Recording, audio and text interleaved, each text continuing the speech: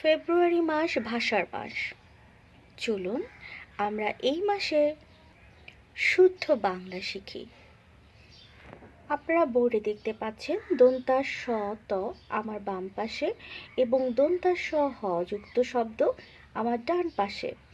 আমরা কখন দন্তা স ত ব্যবহার করব কোনো শব্দে এবং দন্তা স হ ব্যবহার করব কোন শব্দে? প্রথমেই আসছি আমার বাম পাশের শব্দ দন্তা স ত। প্রথমেই লিখেছি পয়র ফলা প্র তালিবাস দন্তা স ত, প্রশস্ত।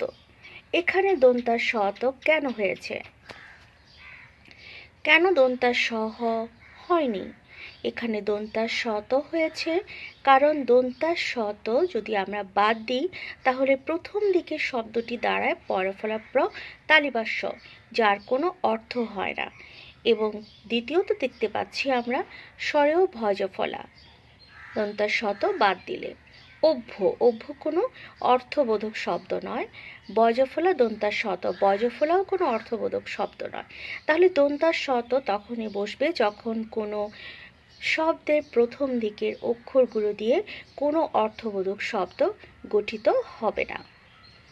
এবং ডান দিকে আমরা দেখতে পাচ্ছি দন্তা স হ, ঠ চন্দ্রবিন্দু ওকার ট দন্তা স হ, ঠোঁটস্থ।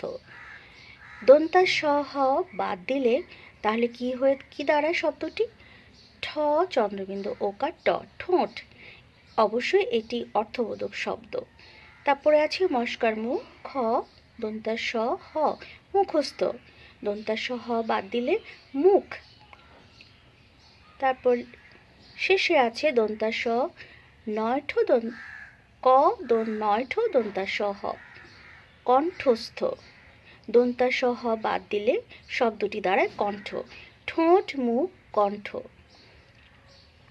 তাহলে দন্তা স হ যুক্ত শব্দগুলোতে দন্তা স হ যেখানে আছে তার প্রথম সেটি বাদ দিয়ে দন্তা স হ বাদ দিলে তার প্রথম দিকের অক্ষরগুলো দিয়ে যদি কোনো অর্থবোধক শব্দ তৈরি হয় তখনই কিন্তু দন্তা স হ বসবে।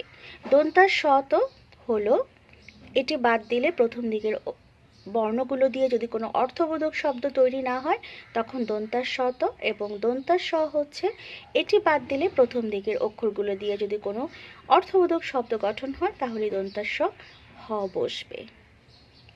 এটি লেখার ক্ষেত্রে অত্যন্ত গুরুত্বপূর্ণ। ধন্যবাদ সবাইকে।